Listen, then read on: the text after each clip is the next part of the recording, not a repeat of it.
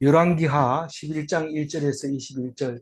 아하시아의 어머니 아달랴가 그의 아들이 죽은 것을 보고 일어나 왕의 자손을 모두 멸절하였으나 어, 어, 어제까지는 예후가 아, 아합 왕조를 철저하게 무너뜨리고 하나님께서 칭찬을 해주신 것을 알 수 있습니다. 그러나 구원받는 것은 그것과 다릅니다. 우리가 하나님의 선교 활동을 열심히 하지만 그것은 참 칭찬받을 일이지만 그리고 복받을 일이지만 그러나 구원받는 것은 개인이 하나님과 맺은 약속에 의해서 구원을 받지 세상에서 한 업적으로 구원받는 게 아니다라는 것을 우리에게 말씀을 해 주셨습니다. 오늘은 무슨 말을 할까요? 오늘은 제가 묵상한 겁니다. 다 똑같은 거 아닙니다.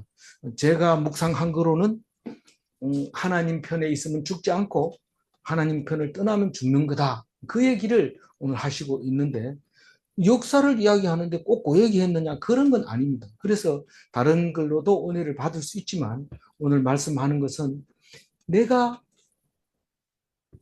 움직이는 교회다 하는 것과 마찬가지로 내가 성전 안에 있으면 죽음이 없다. 그 얘기를 하고 있습니다. 이 오늘 말 속에 그런 게 들어있나요? 잘 들으면 들어 있습니다. 이 아하시아는 1년밖에 못한 사람이죠. 1년도 못하고 왕을 남 아하시아인데 아하시아가 왕이 되자마자 외삼촌 전쟁하는데 끼어들었다가 외삼촌하고 같이 멸절해 버리는 아합 왕가의 외손이었죠. 아합의 마지막 요람이 죽을 때 같이 죽은 아하시아입니다. 그의 어머니는 당연히 외손이니까 북이스라엘의 딸이죠. 그래서 아달랴라고 하는 음, 시돈 사람, 돈 많은 그 사람들을 사돈 삼은 아합 왕과 다시 말해서 아달랴 어머니는 이세벨, 이세벨의 딸이 아달랴인데 이 딸이 아시아의 어머니고 요람의 마누라이죠. 그런데 그 어머니가 아시아를 왕을 세우자마자 죽어버리는 거예요. 그러니까 그 다른 아들이 왕이 되든지 손자들이 돼야 되는데 다른 아들은 지금 42명이 외삼촌 조문 가다가 다 죽어버린 거예요. 예후한테. 그러고 나니까 손자가 몇 명 남아 있었는데 그 손자들을 아달랴가 뭐 어리다 하면서 다 죽여버리고 자기가 왕하고 있는 겁니다. 그의 아들이 죽은 것을 보고 그의 아들이 아하시아잖아요. 아하시아가 죽고 또 42명 죽고 그걸 보고 이래가 안 되겠다. 이거 나라 빼앗기겠다. 나라가 안 되겠다. 이래서 자기가 왕 하려니까 다른 자손들을 다 죽여버렸어요. 그런데 하나님께서는 한 사람을 숨겨놨다. 다시 말해서 아달랴의 손자, 아하시아의 어린 아들을 하나 살려놓습니다. 어떻게 살리냐 하면 이 고모가 살리고 또 공모부가 왕으로 세웁니다. 고모부 왕을 세울 때는 고모부 말을 듣지만 이제 자기가 왕의 힘이 되고 나면 고모부는 그냥 박죽카포로 그냥 싸가지고 시체도 못 찾게 박살내버립니다. 그게 그런 거죠. 우리 깜짝 놀랍니다.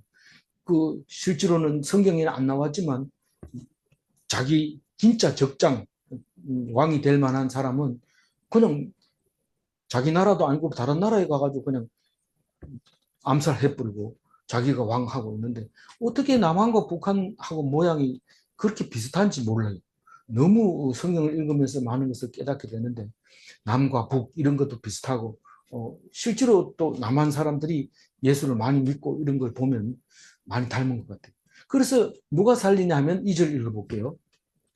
요람 왕의 딸 아하시아의 누이 여호세바가 아하시아의 아들 요아스를 왕자들이 죽임을 당하는 중에서 빼내어 그와 그의 유모를 침실에 숨겨 아달랴를 비하여 죽임을 당하지 아니하게 한지라. 이 사실은 요람 왕의 딸 아하시아의 누인 여호세바는 아달랴의 딸이잖아요. 예. 아달랴의 딸인데도 아달랴의 딸 이렇게 안 하고 요람 왕의 딸, 그리고 아하시아의 누이, 요람 왕의 딸 아하시아의 누이, 그렇게 말하는 것을 보면 성경을 읽을 때 참 미묘하게 느낌이 오는 것을 알 수 있어요. 왜 이런 말을 썼을까? 똑같은 말을 다르게 안 쓰고, 그게 이제 메시지 전하려고 하는 메시지가 그 속에 숨어 있는 거죠. 그, 그 뒤에 이 4절에 나오는 가리 사람을 쓰는 거 보면 알 수 있어요. 이 메시지가 어떤 때는 필요 없을 때는 말 안 하고 꼭 필요할 때는 그 말을 하게 되는 겁니다. 그래서 그 조카 아시아의 아들 요아스가 어린 애기인데, 너무 어린데 뭐 사람들이 모릅니다. 이게 뭐 아시아의 아시아의 아들인지 또 뭐 누군지 모릅니다. 그리고 제일 중요한 것은 이 여호세바가 이 여호야다의 아내라는 겁니다. 여호야다는 제사장입니다. 제사장은 성전 안에 집이 있습니다. 밖에 있는 게 아니고 그 성전 안에 그 2층, 3층, 4층 거기에 전부 제사장들이 사는 방이 있는데 거기에서 키우면은 왕도 거기 들어가지 않습니다. 이 성전 안에는 여자들도 못 들어가고 이방인도 못 들어가고 제사장들, 레위인들만 들어가는 곳이 성전입니다. 그래서 거기서 요하스를 기를 수 있어요. 거기서 빼내가지고 제사장 집에 갖다 놓고 유모 데려다 놓고 그거를 6년 동안 길렀다는 겁니다. 그래서 왕자들을 다 죽일 때 다 죽였나 숫자 모릅니다. 할머니 아달랴가 손자가 숫자가 몇 명인지 모릅니다. 다 죽였나 다 죽였습니다. 그럼 됐다. 이러고 왕을 이제 6년 동안 하고 있는 거죠. 그래서 살았어요. 요아스가 6년을 살았어요. 3절 읽어봅니다. 요아스가 그와 함께 여호와의 성전에 6년을 숨어 있는 동안에 아달랴가 나라를 다스렸더라. 그 아달랴는 이제 7번째 왕이고 이제 요아스가 7년 지난 뒤에 왕이 되면 8번째 왕이 됩니다. 전부 20명의 왕 중에서 우리는 중간을 읽고 있습니다. 이제 이 20번째 왕까지 읽으려면 이 9월달 다 지나가고 10월달 돼야 그때까지 이야기가 될 겁니다. 그러나 뭐 우리 시험 치는 거 아니니까 급하게 마음 먹지 말고 오늘 읽어지는 대로 읽어서 그냥 드라마 본다, 여인천하 이거보다 더 재밌다 이렇게 생각하고 읽으면 좋겠어요. 이 4절 읽어봅니다. 7째 해에 여호야다가 사람을 보내 가리 사람의 백부장들과 호위병의 백부장들을 불러들이고 여호와의 성전으로 들어가서 그들과 언약을 맺고 그들에게 여호와의 성전에서 맹세하게 한 후에 왕자를 그들에게 보내고. 네. 여기서 7째 해가 되면 이제 그 고모부가 이 요하스를 왕으로 등극시키는데 작전을 짜죠. 작전을 짜는데 그게 여호야다. 여기서는 여호야다가 누군지 설명을 안 하지만 역대기에도 보면 자세히 설명을 하고 또 그 정도는 알고 있죠. 그러니까 여호야다가 이제 이 왕으로 등극시키기 위해서는 7살짜리가 무슨 그 왕합니까? 여호야다가 합니다. 그걸 섭정이라고 해요. 23살 될 때까지 여호야다가 하는데 그때까지는 나라가 평온하고 잘 그랬지만 23살 돼서 40년 동안 하는데 마지막까지는 이 요하스가 잘 못합니다. 하나님을 떠나서 잘 못하고 이래서 나중에 이제 부하들한테 죽임을 당하는 그런 왕인데 예루살렘에서 이제 죽임을 당한 부하들한테 붙들려가지고 죽임을 당하는 일이 생깁니다. 그런 건데 오늘 7째 해 여호야다가 사람을 보내 가리 사람의 백부장들과 호위병의 백부장을 불러 데리고 만약에 1000명의 군사가 있었다면 백부장의 숫자는 몇 명 있었을까요? 10명 정도 됩니다. 근데 1000명까지는 필요 없습니다. 이때 뭐 잘은 모르지만 백부장이 5손가락 안에 들지 않았나 그렇게 생각합니다. 그 중에서 중요한 것은 가리 사람의 백부장과 호위병의 백부장이 가장 중요합니다. 왜냐하면 성전과 왕궁과 예루살렘 성 전체를 그 하수만 하면 되니까, 지키기만 하면 되니까 그 군대가 전부라고 생각하면 됩니다. 그래서 백부장을 불러다가 맹세를 시키는 거죠. 이제 우리가 더 이상 숨길 수 없다. 이제 왕을 바꿔야 된다. 그러면서 이제 거사를 시작하게 됩니다. 구태타죠. 구태타지만 그렇다고 해가지고 왕조가 바뀌는 건 아니죠. 같은 유대 왕조이기 때문에 바뀌지는 않지만 구태타는 구태타입니다. 또 아달랴도 뭐 족속은 아니지만 그래도 6년 동안 왕을 하고 나라를 지켜준 것만 해도 그만하면 어떤 면에서는 감사한 일이지만 결국은 아달랴가 가야 될 길은 가야 되는 거죠. 그래서 불러다 놓고 뭐라고 하느냐 하면 성전에 들어가서 얘기합니다. 성전에는 다른 왕도 출입을 잘 못하고 하니까 성전에서는 제사장이 제일 높은 사람이니까요. 권력을 가지고 있으니까. 그래서 성전에서 들어가서 언약을 맺고 이제 그 백부장들에게 맹세해라. 목숨을 걸고 왕을 옹이하는데 너희들이 힘을 보태겠는가? 그렇게 하겠다는 겁니다. 그런데 그러면서 이제 그 왕을 보여줍니다. 이게 왕이다. 7살짜리 왕이다. 이렇게 얘기합니다. 근데 그 중에 이제 가리 사람이라는 그 말이 나오는데 가리는 카리아라고 해가지고 터키 남서부 지역입니다. 물론 뭐 예루살렘에서 바닷가에 가서 배 타고 가면 한 번만에 가는 곳이기는 하지만 그래도 이 객지 사람이기 때문에 쿠데타가 일어나면 그 관계가 굉장히 적죠. 다른 사람보다가. 고모부냐, 뭐 제사장이냐, 뭐 레위인이냐, 아니면 남편이냐, 여러 가지 관계가 있지만 가리 사람은 그런 거 없어요. 그 오직 용병으로서 돈 받고 군사 노릇을 하기 때문에 충분히 쿠데타를 일으킬 때 변동 사항이 적을 거라. 처음부터 끝까지 한결같이 할 겁니다. 그렇지 않은 사람은 하다 말고 갑자기 네가 이럴 수가 있어 이러면 아닌데요. 이러다 보면 일이 거르치게 되기 때문에 가리 사람에 대해서 상당히 여호야다가 눈여겨보고 있고 그 사람에게 목숨을 걸고 부탁을 하고 맹세를 했던 것을 볼 수 있습니다. 그런데 어떤 명령을 하느냐 하면 5절 읽어봅니다. 명령하여 이르되 너희가 행할 것이 이러하니 안식일에 들어온 너희 중 3분의 1은 왕궁을 주의하여 지키고. 이 안식일에 들어온다는 것은 당번입니다. 안식일에 나간다는 것은 비번입니다. 이제 나가면서 무기를 반납하고 들어오는 사람이 이 무기를 들고 이제 왕궁을 지키고 또 성전을 지키고 성을 지키는 것이 이 사람들이 할 일입니다. 그런데 당번조는 안식일 날 왕궁을 주의하여 지키고 이랬는데 왕궁을 뭘 지킵니까? 이런데 사실 왕이 밖으로 못 나오게 하고 또 다른 사람이 왕한테 못 들어가게 하고 그 두 가지를 지키는 거예요. 지키라 이 말은 출입을 못하게 막아라 이런 뜻입니다. 그러니까 당번조가 6명이면 2명을 얘기하는 건데 이거는 6명 가지고는 안 될 거 아니에요. 60명 이러면은 백부장 하나가 다 통제할 수 있는 건데 몇 명인지 몰라요. 그 숫자는 모르지만 하여튼 3분의 1은 왕궁 주의를 지켜라. 그렇게 얘기를 합니다. 그리고 6절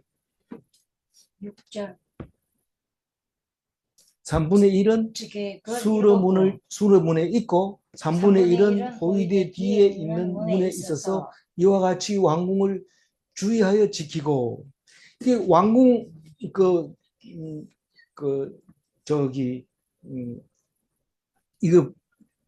보면은 정확하게 모릅니다. 이 그림을 봐. 역대기하고 똑같은데도 역대기에서도 이와 같이 이해하기 어렵게 돼 있어요. 3분의 1은 지금 왕 주위를 딱 이제 왕이 앉아 있는 주위를 딱 둘러싸고 있고 3분의 1은 수로문에 있고 역대기에서는 수로문을 기초문이라고 번역을 했어요. 똑같은 건데도.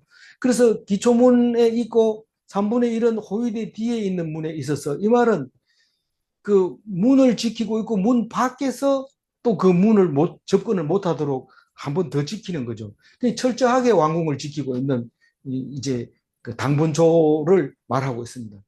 그런데 비번조는 집으로 보내야 되는데 집으로 안 보냅니다. 7절 읽어봅니다. 안식일에 나가는 너희 중 2대는 여호와의 성전을 주의하여 지켜 왕을 호위하되. 이 왕은 그 이제 남아 있는 요하서 저 그, 그 성전 안에 있는 요하스를 말하는 것 같아요. 그 안식일에 이제 비번에 집에 가야 되는데 너들 가지 마라. 이거는 제사장이 마음대로 할 수 있는 거예요. 이 군대를. 그래서 두 대로 나누어서 성전을 지켜야 된다. 성전에 아무도 못 들어오게 하고 또 성전에서 나가지도 못하게 호위를 해라. 이중으로 지키라 이 말입니다. 8절 읽어봅니다. 너희는 각각 손에 무기를 잡고 왕을 호위하며 너희 대열을 침범하는 모든 자는 죽이고 왕이 출입할 때에 시위할지니라 하니. 그런데 비번은 무기를 다 반납해야 됩니다. 근데 무기를 잡으라고 얘기해요. 무기 어디 있는데요? 이제 그 뒤에 나오지만은 어쨌든 그 무기 창고가 성전 안에 있습니다. 성전 안에 무기고를 왜 만들어 놨나 이러면 그게 하나님의 것이라고 해서 모아놨는데 다윗 왕 때부터 골리앗을 죽이던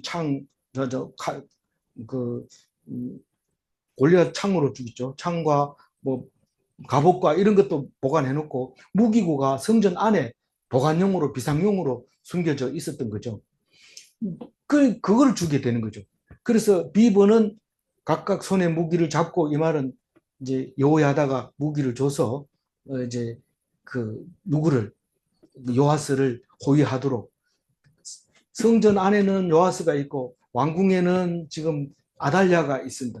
그 두 사이를 철저하게 지금 소통이 안 되도록 막아놓고 그리고 이제 일을 시작합니다. 시위한다는 건 지킨다는 거예요. 파수한다는 거예요. 아무도 들어가지도 나가지도 못하게 한다는 겁니다. 움직이면 죽여라 이 말입니다. 대회를 침범하면 죽여라. 9절 읽어봅니다. 백부장들이 이에 제사장 여호야다의 모든 명령대로 행하여 각기 관할하는 바 안식일에 들어오는 자와 안식일에 나가는 자를 거느리고 제사장 여호야다에게 나오네. 그러니까 군 지휘권은 100% 지금 여호야다가 쥐고 있는 겁니다.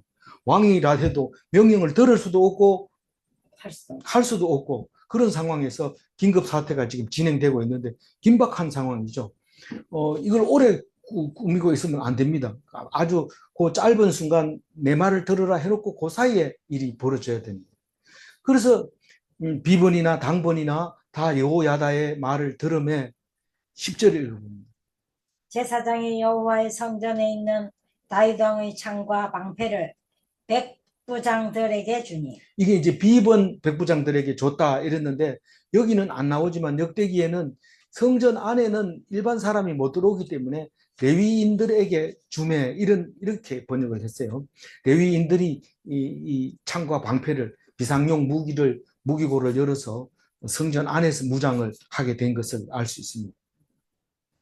그리고 11절 읽어봅니다. 여호야다가 왕자를 인도하여 내어 왕관을 씌우며 율법책을 주고 기름을 부어 왕으로 삼음에 무리가 박수하며 왕의 만세를 부릅니다. 요아스는 아직 그 7년 동안 이 성전 밖으로 나와 본 적이 없습니다. 그 안에서 계속 있다가 처음으로 이제 자기 방에서 나와서 성전 쪽으로 이제 걸어 나옵니다. 성전에 나오면 이제 레위인들 그리고 이제 많은 백성들이 거기서 보고 있는 그런 상황에서 이제 그 왕으로 옹이하고 있는 겁니다. 12절에 보면 왕관을 씌우고 율법책을 주고 기름을 붓고 이 세 가지가 이제 왕 세울 때는 조건에 합당한 거죠. 제일 중요한 건 왕관, 그 다음에 율법책, 그 다음에 기름 뭘 붓는 거, 이 세 가지인데 그걸 다 한 거예요. 그러니까 그 무리들이 박수를 막 치면서 여호와스 왕 만세! 그리고 소리를 막 지르는 거예요. 일단 왕이 되고 나면 그 다음에는 힘이 그쪽으로 쫙 쏠리고 그 명령에 따라서 움직이기 때문에 현재 있는 왕은 그냥 이제 그 힘이 없어지고 죽게 되는 거죠. 근데 그 상황을 파악을 못하면 싸움이 일어나고 피를 많이 흘리게 되는데 지금 여야다가 명령을 내렸는데 무슨 일이 벌어지고 있는데 뭔지 모르겠다 이랬을 때 이걸 알게 되면 이쪽 편으로 다 붙게 돼 있죠. 근데 혹시 모릅니다. 그건 사람 어떤 상황인지 모르니까 13절 읽어봅니다. 아달랴가 호위병과 백성의 소리를 듣고 여호와의 성전에 들어가 백성에게 이르러. 이 소리가 났을 때는 이미 상황이 끝난 겁니다. 더 이상 뭐 다른 왕은 없습니다. 오직 이 요아스 왕밖에 없습니다. 그럴 때 아달랴가 성전으로 가려고 하면 보내주죠. 딱 가보세요. 딱 이렇게 가면 14절 읽어봅니다. 봄의 왕이 규례대로 단 위에 섰고 장관들과 나팔수가 왕의 곁에 모셔 섰으며 온 백성이 즐거워하여 나팔을 부는지라. 아달랴가 옷을 찢으며 외치되 반역이로다 반역이로다 하며. 이 왕, 그 아달랴가 딱 들어가 보니까 요아스가 왕을 옹위하는데 적당하게 왕 임명하는 규례대로 그 단 위에 성전 그 제단 위에 딱 서가지고 있고, 그 다음에 장관이 옆에 서고 나팔수가 여기 있고, 나팔을 분다 이러면은 공포를 하는 거기 때문에 이미 상황이 끝난 겁니다. 그래서 그 해치지도 못하고 양쪽에 서 있는 그 모셔 섰는 폼이 왕이고, 그리고 온 백성들이 즐거워하며 나팔을 부는데 어달려고 보니까 이게 무슨 상황인지 전혀 모르는데 이게 반역이라는 것을 깨닫게 됩니다. 그때 소리 질러봐야 이미 끝난 거고, 오히려 가만히 있으면 누가 왕인지 모를 수도 있지만 소리를 지르는 바람에 이제 여호야다가 뭐 한마디만 하면 끝납니다. 15절. 제사장 여호야다가 군대를 거느린 백부장들에게 명령하여 이르되 그를 대열 밖으로 몰아내라. 그를 따르는 자는 모두 칼로 죽이라 하니, 제사장의 이 말은 여호와의 성전에서는 그를 죽이지 말라 함이라. 15절 말은 긴 이야기를 짧게 써놨는데 여호야다가 반역이로다 반역이로다 하니까 사람들이 가만히 있을 거 아니에요. 그러니까 대열 밖으로 몰아내라 이 말인데, 우리가 뭐 공산주의 회의할 때, 요즘은 그런 게 많이 없지만 공산주의 회의할 때라든가 이럴 때 죄인 하나를 딱 지목하면 그 사람은 밖으로 나와야 됩니다. 그 대열에 들어가 있으면 안 되고 밖으로 딱 나오면 처형을 하게 되는 거죠. 그냥 몰아내라 이 말은 죄인으로 따로 골라내라 이 말입니다. 그랬을 때 골라 안 내고 따라오는 사람은 모두 죽이라. 그러면 사람들이 못 나오죠. 그런데 몰아내라 이 말이, 이것은 구테타 일으키는 상황을 설명하는 것이 아니라 사는 하나님의 성전에서 이루어지고 있는 일이라는 것을 말하고 있는데, 그게 바로 여호와의 성전에서는 그를 죽이지 말라 함이라. 죽여라 이래 부르면 끝나지만 따로 나오라 이 말은 죽이지 말고 골라내라는 겁니다. 사실은 이 사람을 따라도 죽이라 해도 말만 죽이라 하지 성전 안에서 죽이면 안 됩니다. 죽일 수도 없고. 그래서 거기서 칼부림이 나지 않습니다. 그래서 16절에 어떻게 합니까? 이에 그의 길을 열어주매 그가 왕궁에 말이 다니는 길로 가다가 거기서 죽임을 당하였다. 뭐 죽이지 말라, 그 사람을 따로 떼라 이렇게 하니까, 그러니까 그의 길을 열어주매, 누구의 길? 아달랴가 가야 할 길을 열어주매 아달랴가 왕궁이 말다는 길로 갑니다. 혼자 떨어져 있으니까 호의를 해줘야 되는데 안 해주니까 혼자 가는 거예요. 그래서 외롭습니다. 가는 길이 아무도 같이 가지 않는, 꼭 다닌다면 말이 다니는, 짐승이 다니는 그런 길로, 사람이 다니는 아닌 길로 갔다. 거기서 죽였다. 그렇게 얘기합니다. 그런데 20절에 보면 다시 한번 얘기하는데 아달랴를 무리가 왕궁에서 칼로 죽였더라 이렇게 얘기를 합니다. 그러면 무슨 말일까요? 왕궁에서 칼로 죽였다 했는데 왜 왕궁의 말이 다니는 길로 가다가 거기서 죽임을 당했다 이 말인데, 뭐 이상하잖아요. 그런데 사실 뭐 한 사람이 쓰면 이렇게 안 쓰겠죠. 그렇지만 이제 여러 사람이 썼을 수도 있다. 열왕기하도 다른 성경과 마찬가지로 한 사람이 쓴 게 아닐 수도 있다. 그렇게 말할 수 있지만 어쨌거나 우리가 꼭 이 말이 하자가 없기 때문에 수록되어 있다는 말은, 이 왕궁이 다니는 길인데 왕궁을 벗어나지 않았다 이 말입니다. 이 지도를 보면 밑에가 성전이고 솔로몬 성전이고 그 위에가 왕궁이 있었기 때문에 그 사이가 길이 있었고, 성 밖에서는 일어나지 않고 성 안에서 이런 일이 일어났으니까 왕궁에서 칼로 죽였더라 이 말이 이상하지 않습니다. 그러나 두 개 다 생각해 볼 말이 있죠. 어쨌거나 왕은 넘어집니다. 넘어질 수밖에 없습니다. 안 넘어지는 왕은 한 사람도 없습니다. 죽임을 당하거나 천명을 다하고 죽었다 하더라도 그것은 결코 뭐 이렇게 영원하지 못하고 죽게 되는, 다른 사람보다 더 힘든 그런 길이라는 것을 우리가 말해주고 있는데, 그래서 왕 안 되는 거 좋아요. 그러나 멸망하지 않는다면 왕이 좋아요. 그래서 우리는 영원한 왕으로, 영원한 제사장으로 살아라. 그 말은 내가 왜 십자가를 지느냐 하면 너희들이 그렇게 살라고 이렇게 말씀하시고 계십니다. 17절 읽어봅니다. 여호야다가 왕과 백성에게 여호와와 언약을 맺어 하나님 여호와의 백성이 되게 하고 왕과 백성 사이에도 언약을 세우게 하며. 이제 여호야다가 이제 통치하는 이야기가 나옵니다. 역대기에는 조금 더 여호야다의 활동을 자세하게 기록하고 있습니다. 그러나 어쨌든 여호야다가 섭정을 23년 정도 하고 있는데, 그 하는 동안에 이제 왕권을 잘 수립하고 있습니다. 우선 통치하기 전에 제일 먼저 해야 될 것이 왕이 하나님께 언약을 맺어야 된다. 내가 하나님 말씀을 성실히 행하고 그 말씀 뜻대로 살겠습니다. 그 왕이 맹세해야 되고, 그보다 또 중요한 것은 백성이 하나님하고 나는 하나님 백성 되겠습니다. 그렇게 맺어야 되고, 그렇게 되면 자동으로 왕과 백성은 맺어지게 되는 겁니다. 자동으로. 그럼 우리가 교회에 가면 내가 하나님 믿고 또 다른 사람이 하나님 믿고 이러면 그게 자동으로 교인이 되는 거지. 교인끼리 우리끼리 교인하자 이렇게 할 필요가 없습니다. 어쨌든 언약은 세 가지 언약이 있는 겁니다. 왕과 하나님, 백성과 하나님, 그리고 왕과 백성, 이렇게 언약을 세웁니다. 언약은 하나님 몫이죠, 사실은. 그리고 우리는 왕과 백성 사이에도 세운 언약은 우리는 하나님 백성 아닌 사람도 알 수 있도록 하기 위해서 그렇게 하는 것 뿐이죠. 18절.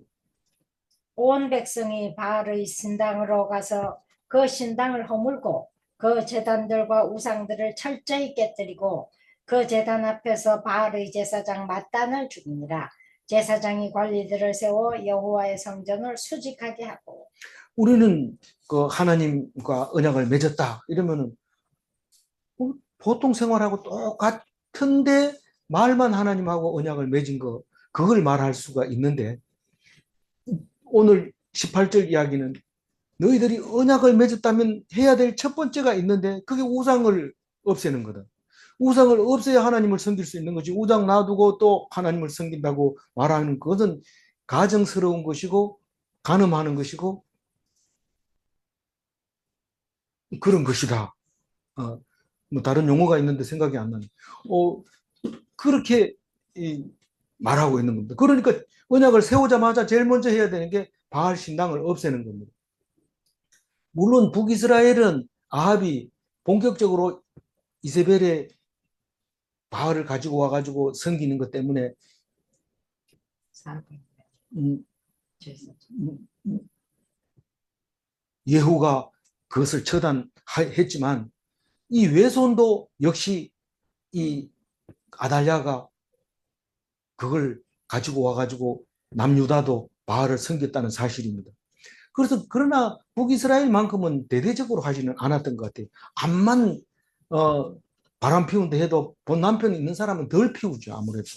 그래서 없는 사람은 뭐 본격적으로 내놓고 살지만 남편이 있는 사람은 많이 못하니까 그 중에 맏단만 죽였다고 이제 이야기 나오고 있어요. 바알의 제사장 맏단만 죽였는데, 북이스라엘은 뭐 제사장들이 너무 많아가지고 엄청 많이 죽인 것처럼 보여지고 그러고 있습니다. 그래서 신당에 들어가서, 신당은 건물을 말하는 거고 제단은 그 위에 재물을 얹는 거 말하는 거고, 우상들을 철저히 깨뜨리고 이랬는데, 이 북쪽에 있는 바알들은 나무로 만드는 거서 패서 장작을 패서 이런데, 여기는 지금 깨뜨린다 이랬으니까 도자기로 만들었는지 아니면 뭐그 구리로 만들었는지 그거는 알지 못하지만 깨뜨렸다고 말하고 있어요. 그리고 제단 앞에서 바알 제사장들을 죽입니다. 너희가 여기서 우상을 섬겼으니까 여기서 죽여라. 그리고 제단 위에다가 그냥 제사장의 맞단의 피를 이제 묻혀버리는 거죠.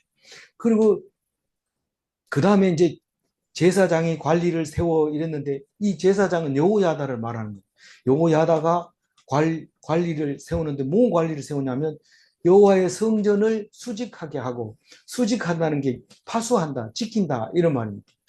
그 여호와의 성전을 지키는 사람을 여호야다가 세웠겠죠. 딱 세우면 뭐 그거 성전을 지킨다는 것은 들어가고 나가고 하지 못하게 하는 거지 뭐 그게 손해 난다든가 이런 건 없습니다. 그래도 굉장히 중요한 직책이죠.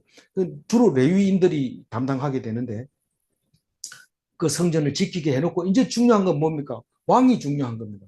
그래서 왕을 어떻게 했느냐 하면 요아스 왕을 왕자 위에 보좌 위에 앉히는 일에 대해서 이야기하고 있습니다. 19절.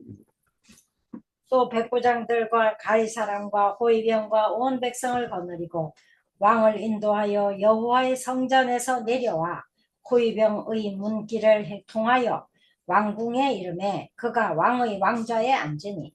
이 말은 이렇게 했지만 사실 자세히 그림을 그리려면 굉장히 아름다운 그림이 됩니다.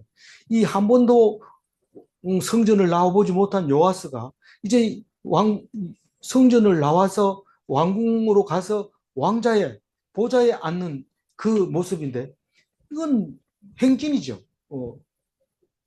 행진. 행진이 뭐예요? 그러니까 하여튼 그 그렇게 성전에서 호위병의 문길을 통하여 호위병이 성전과 왕궁 사이에 의 문을 경계하고 있는 호위병의 문이라고 하는데 그걸로 통해서 왕자로 딱 앉았는데 많은 사람들이 소리 지르면서 즐거워했다고 말하는데 20절 읽어봅니다. 온 백성이 즐거워하고 온 성이 평온하더라. 아달랴를 무리가 왕궁에서 칼로 죽였다. 뭐 아달랴가 무리가를 왕궁에서 칼로 죽였더라 안 해도 되는데 왜 썼을까 한 번 더 생각해 보라는 거고요. 이 왕자에 앉을 때 온 백성들이 즐거워하고 평온하고 했던 것은 예수님이 마지막 예루살렘 입성할 때 호산나 소리 지르면서 사람들이 좋아하고 그 기뻐하는 모습을 우리가 상상할 수 있습니다. 이 새 왕이 오셨다. 우리를 구원하실 왕이다.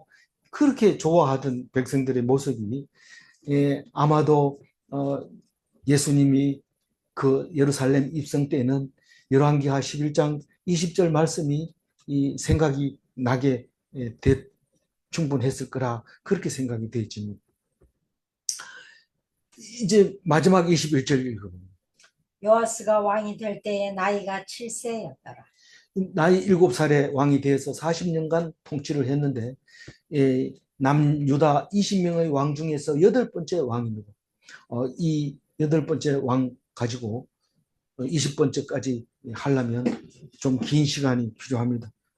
편안한 마음으로 드라마 읽는 마음으로 9월과 10월을 시원하게 보내시기 바랍니다. 오늘 16절 읽고 마무리하겠습니다. 이에 그의 길을 열어주매 그가 왕궁의 말이 다니는 길로 가다가 거기서 죽임을 당하였더라. 이 성전에 있어서는 절대로 죽일지도 못하고 죽일 수도 없습니다. 그런데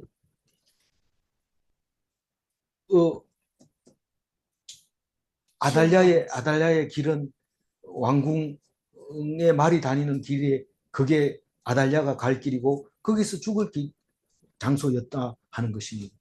그래서 고관은 넘어집니다. 왕을 고관이라고 자꾸 제가 말하고 있는데 이 왕은 내 스스로 자리를 내놓는 일이 없습니다. 죽임을 당하거나 그래야지 그게 끝나지. 내가 중간에 내려놓고 싶어도 못 내려놓습니다. 내가 내려놓을란다 이러면은 같이 도와주던 사람이 절대로 반대합니다.